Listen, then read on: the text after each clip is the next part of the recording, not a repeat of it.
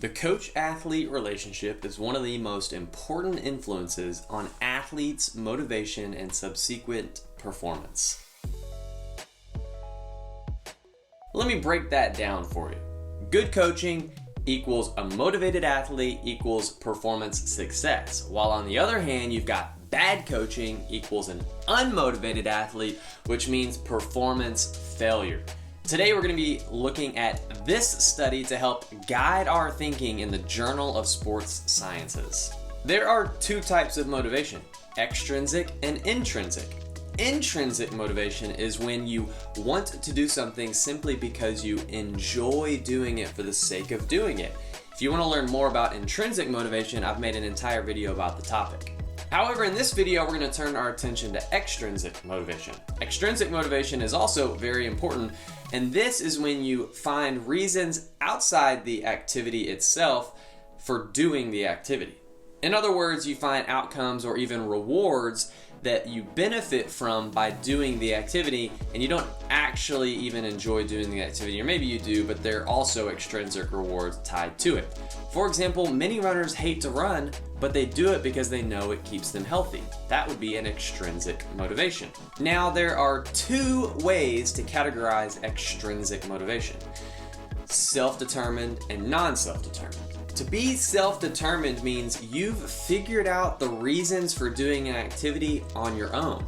Our article defines it as when one volitionally decides to engage in the activity because the activity is important and concordant with one's values.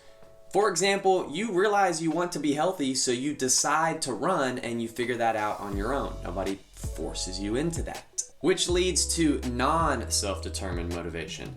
This would be when something or someone pressures you to do an activity. Our article defines this as types of motivation that refer to behaviors that are imposed on the self by others, the situation, or by one's sense of obligation.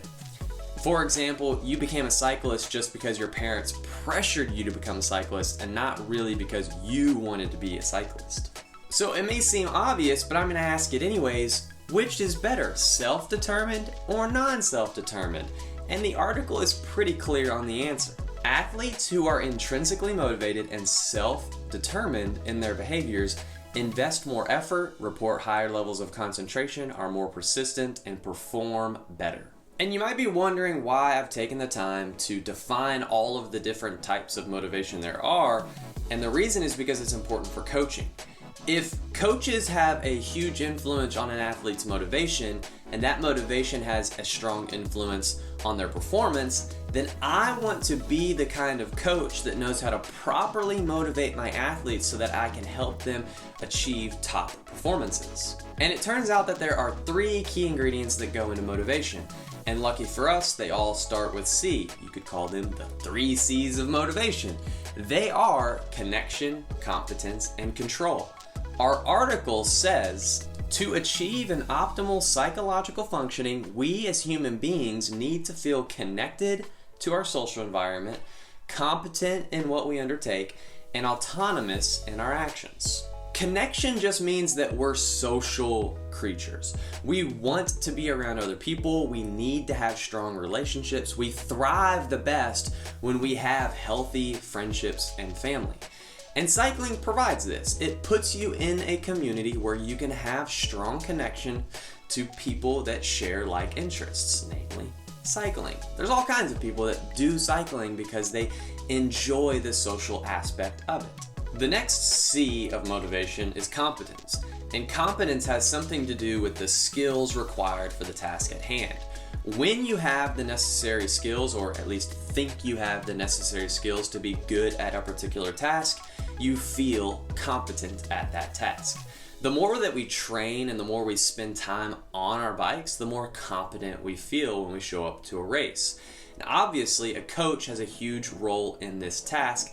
As they create and structure your training leading up to races, they can help you feel more confident not only by that structure, but also how they speak to you throughout that process. The third C is control, or autonomy, which just means that we don't like being told what to do and like to make our own decisions for ourselves.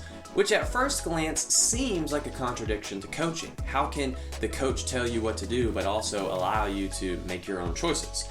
That's a good question.